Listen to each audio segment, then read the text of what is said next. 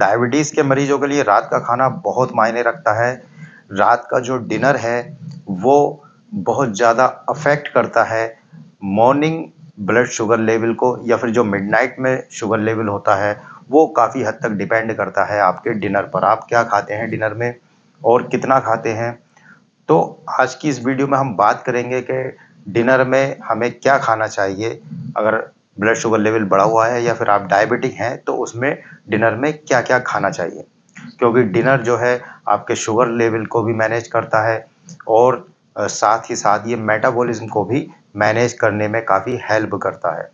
और एक सही तरीके से खाया हुआ डिनर और एक जो इसमें इंग्रेडिएंट्स हैं, उसमें खाने की चीज़ें हैं, वो चूज़ कर सही तरीके से चूज़ करके खाई हुई चीज़ें आपके ब्लड के शुगर के लेवल को मैनेज करने में आपकी काफ़ी हेल्प करते हैं। मेटाबॉलिज्म स्लो हो जाता है, तो ऐसी कंडीशन में अगर गलत तरीके से करा हुआ डिनर आप करके सोते हैं, तो ऐसे में ये आपके ब्लड के शुगर के लेवल को काफ़ी हद तक बढ़ा सकता है और काफ़ी अफ़ेक्ट करता है। तो इसलिए डिनर में balanced diet, healthy balanced diet ही कंज़्यूम करना चाहिए।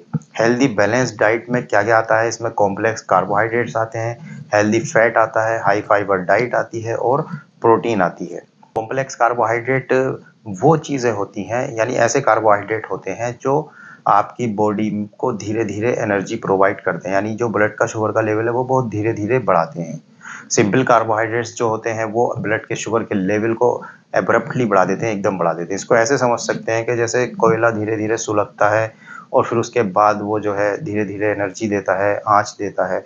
ऐसे ही कॉम्प्लेक्स कार्बोहाइड्रेट हैं जो धीरे-धीरे आपकी बॉडी को एनर्जी देते रहते हैं, एकदम से शुगर के लेवल को नहीं बढ़ाते। जबकि सिंपल कार्बोहाइड्रेट एक पेट्रोल की तरह होते हैं, वो अचानक से एकदम से जो है शुगर के लेवल को बढ़ा देते हैं और जल्दी ख़त्म भी हो जाते हैं।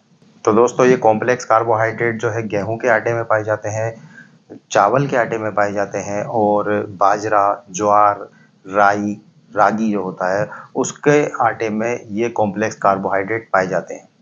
तो ऐसी कंडीशन में आप इन आटों का मिक्सचर भी इस्तेमाल कर सकते हैं, यानी गेहूँ के आटे में थोड़ा-थोड़ा ज्वार का, बाजरा का आटा मिला के आप इस्तेमाल कर सकते हैं, जिससे आपको कॉम्प्लेक्स कार्बोहाइड्रेट जो है नेचुरली आप गेन कर सकते हैं।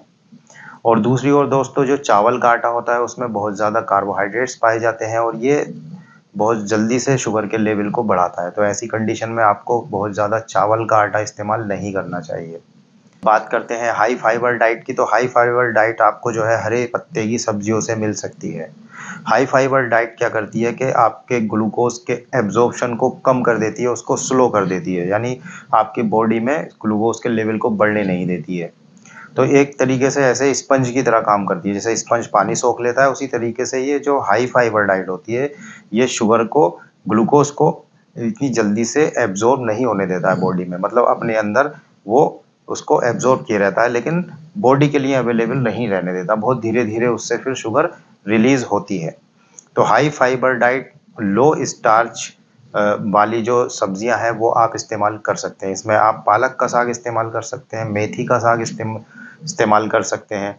इसके अलावा पत्ता गोभी, फूल गोभी, टिंडा वगैरह ये जो सब्जियां हैं, हरे पत्ते की सब्जियां हैं, इसमें बहुत अच्छी मात्रा में फाइबर पाया जाता है और ये लो स्टार्च सब्जियां भी होती हैं। और दोस्तों, इसमें आप बात करते हैं प्रोटीन की, तो प्रोटीन के लिए आप चने की दाल ले सकते हैं, मूँग, जितनी भी दालें हैं इसमें हाई प्रोटीन डाइट होती है, हाई प्रोटीन दालें होती हैं ये। तो इनमें से आप इन दालों का इस्तेमाल कर सकते हैं। साथ ही इन दालों में हाई फाइबर भी पाया जाता है। तो जितनी भी पल्सेस हैं, तो आप ये दाल खाकर जो है प्रोटीन और फाइबर दोनों गेन कर सकते हैं। इसके अलावा दोस्तों, प्रोटीन के लिए आप फ़िश का इस्तेमाल कर सकते हैं, चिकन का इस्तेमाल कर सकते हैं, एग है और दूध है। आप प्रोटीन के लिए ये सारी चीज़ें भी ले सकते हैं। इसके अलावा दोस्तों, आपको हेल्दी फैट लेना है। हेल्दी फैट जो बहुत ज़्यादा इम्पोर्टेंट है हमारी बॉडी के लिए, हमारी बॉडी के नॉर्मल फंक्शंस के लिए। इसलिए हेल्दी फैट अगर आप ले रहे हैं तो आपकी हेल्थ भी सही रहेगी। हेल्दी फैट के लिए आप जो है घर का निकाला हुआ तेल इस्तेमाल कर सकते हैं, यानी आप जो है सरसों का तेल इस्तेमाल कर सकते हैं, उसमें हेल्दी फैट्स पाया जाता है। सरसों का तेल भी कोल्ड कंप्रेस प्रोसेस जो होता है उससे निकला हुआ इस्तेमाल करना चाहिए, ताकि ये नेचुरल रूप में आपको मिलता है। इसके अलावा आप फ्लैक्स सीड, अलसी का तेल इस्तेमाल कर सकते हैं।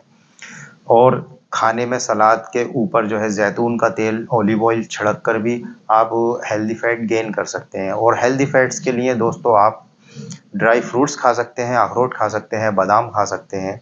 तो इनमें भी जो है हेल्दी फैट्स पाए जाते हैं।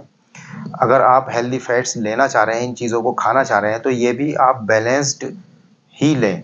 यानी ऐसा नहीं है कि बहुत ज़्यादा इन चीज़ों को कंज़्यूम कर लें, तो इसको भी जो है इनकी मिक़दार जो है, इनकी भी लिमिट बाँध कर ही इन चीज़ों को खाना चाहिए। तो दोस्तों आइए अब कुछ बात करते हैं ऐसे कुछ फूड कॉम्बिनेशंस की। मतलब ये तो ओवरऑल बता ही दिया है कि हेल्दी फैट बैलेंस डाइट जो लेनी है इसके बारे में जो बताया है। लेकिन एक्चुअली में हमें कुछ फूड सैंपल हैं उसको बता देता हूँ कि क्या-क्या ये सही रहता है लेने के लिए। तो दोस्तों एक तो आप ये कर सकते हैं कि जो मल्टीग्रेन आटा होता है, यानी कई अनाज का बना हुआ आटा, जैसे आप गेहूँ के आटे में ज्वार, बाजरा का आटा मिला सकते हैं। तो इन आटे को मिला के आप रोटी बना इनकी बनी हुई रोटी आप खाएँ। इसके साथ मेथी की सब्ज़ी, पालक की सब्ज़ी आप इस्तेमाल कर सकते हैं।